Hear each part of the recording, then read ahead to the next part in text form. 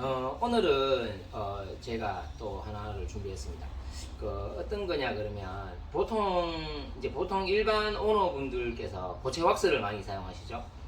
근데 제가 고체 왁스에 대해서 저는 조금 이제 비관적으로 생각합니다. 좀 안 좋게 생각하는 부분이 많아요. 고체 왁스라는 것은 실질적으로 차에 기름기를 얹는 그런 형태죠. 그러니까 이제 고체 왁스에는 기름 성분을 많이 있기 때문에 실질적으로 발랐을 때 햇빛에 의해서 봤을 때 이제 광이 많이 나는 이제 그리고 발수도 굉장히 많이 나는 그런 효과를 냅니다. 가장 싸게. 그런데 굉장히 내가 노가다를 많이 해서 얻는 이제 결과물이어서 성취감이 또 그만큼 높고 그리고 차에 이제 뭐 이런 워터 스팟이나 이물질이 이렇게 묻었을 때 얼룩이 생겼을 때 또 지우는 효과가 있기는 있습니다.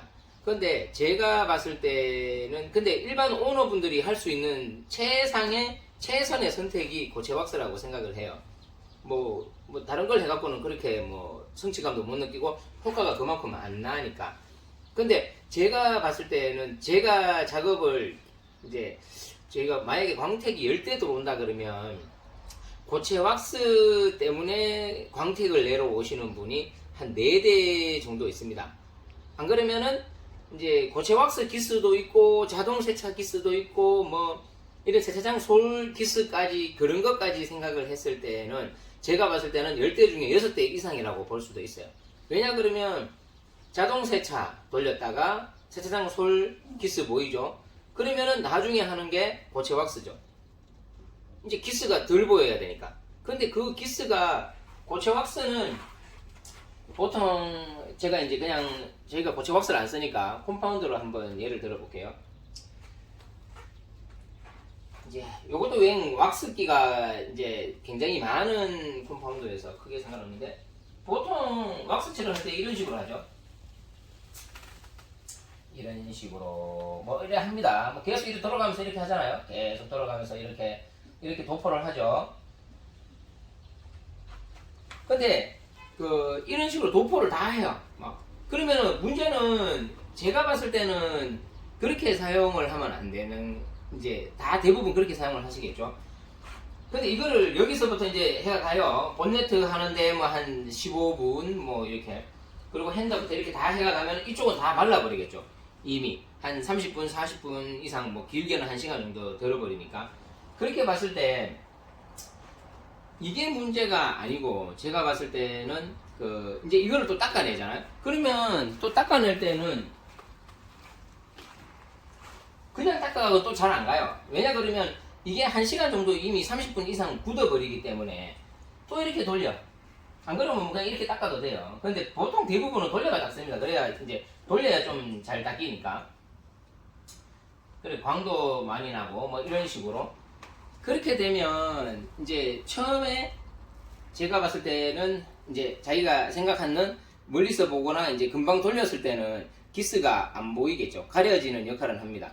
그러면은 이제 자아 도취죠. 내가 한 뭐 2시간, 3시간 동안 쇠가 빠지게 했으니까 멀리서 보면은 광이 굉장히 많이 나.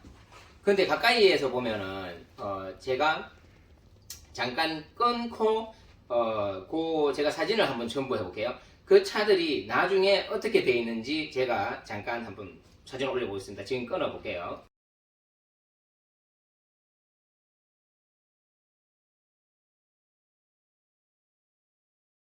확인하셨죠? 이렇게 막 돌아가는 자국 고체 왁스.